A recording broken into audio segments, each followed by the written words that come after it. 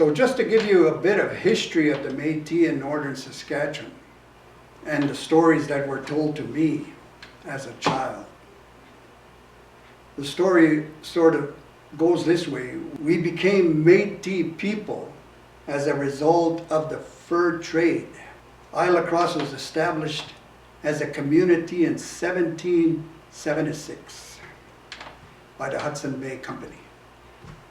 Now the Hudson Bay Company played a major part in developing northern Saskatchewan. They had a Hudson Bay Company on James Bay, right on the Hudson Bay. And on the Hudson Bay, they would come down the Churchill River system. And the mouth of the Churchill River is right in our community of Isle La Crosse. So a lot of our Métis people, our Cree people, our Dene people would do their livelihood by trapping fur. And as a result of the Hudson Bay Company workers coming down the Churchill River system, a lot of them were known as voyageurs. The voyageurs were French men, Irishmen, Scottishmen, who all worked for the Hudson Bay Company. They would end up marrying the native woman, and as a result, the Métis people were established as children of a native mother and a French, Scottish, or Irish father. Now there's a difference between northern Saskatchewan and southern Saskatchewan. See, southern Saskatchewan was more buffalo hunters. Their livelihood depended on the buffalo trade and buffalo hunting. In the north, our livelihood was the fur trade. And we sold our fur commodities to the Hudson Bay Company, and they in turn would take them to Europe, to the United Kingdom, to other countries like France, and sell the fur. Our mode of travel, because of the Churchill River system, was canoeing. So the Métis were very good canoeists. In fact, if you look at the community of Cumberland House, some of the best canoeists in the world come from Cumberland House. And a lot of times we will have competitions between the northern communities and have canoe treks. That was in the summertime. Now in the wintertime, our mode of travel, of course, was dog teams. We would have dog teams of about maybe 8 dogs all tied to a sled, a toboggan. In the Michif language is called la carriole. And that's where we would put our fur and deliver it to the Hudson Bay Companies and some of the forts that were established around our communities in northern Saskatchewan. In the community of Isle La Crosse, I'd be safe to say there was approximately 5 forts. Hudson Bay Company, Northwest Company, Rebellion Brothers from France, and other companies. So because of our culture being European and Aboriginal, we mix the two cultures together to make our dances, for example. You take the jig. It's a dance that we do as Métis people, and you can see some of the French influence in the jig. You can see some of the Irish and the Scottish influence when you're jigging. In fact, one of our dances when we jig called the cross, which is similar to the cross that I believe the Scottish do, where they would put sashes in a cross and we would dance around there, or in their culture they use swords. We also did the broom dance, and the reason we would do the broom dance is because people loved to dance and they would be cleaning their house. Sometimes they would be sweeping the floor and all of a sudden the music would come on and they'd start jigging, and they'd jig with their broom and work with the broom. And we also, on the jig, some fancy traditional dancing, fancy dancing. Now if you take the native culture, there's such things as fancy dancing. It's called grass. Other dances that they do as First Nation people. We incorporated some of those fancy dances into the jig. Another thing we would do in our dance is square dancing.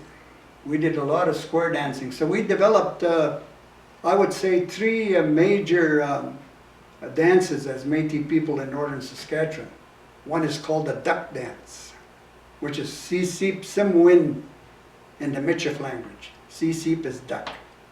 And what the duck dance does, if you look at the dance, it shows like there's ducklings in a pond and they're dancing.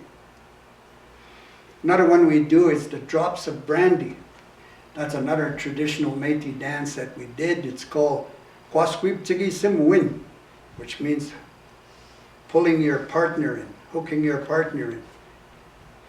Another one we would do is as we dance, we would develop the infinity design, which is in our flag. So we would dance around it like a figure eight.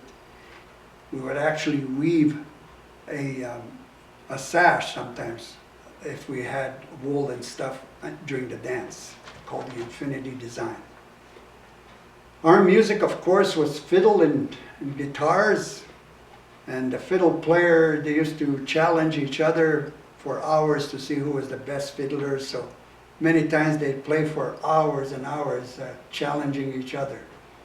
And because we didn't have percussion, like drums and stuff, we would use spoons, homemade spoons out of wood, or else spoons that we bought at the Hudson Bay Company, and we would use those and use them as a percussion. When the music was played, the fiddle player would do a lot of spoons to keep the tempo. They would also use toe tapping to keep the pace, something like this. I'll show you.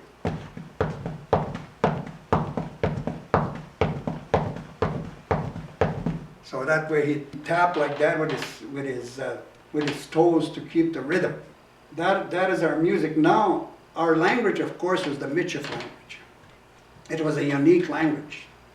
I always say the only language developed in Canada is the Michif language. The Michif language is a language of European nouns and native verbs. And just to give you an example, I'll say in the Michif, I'll say, Tanse mes amis. So you'll see the two languages. Tanse means how are you in Cree. Mes amis, my friends, in French.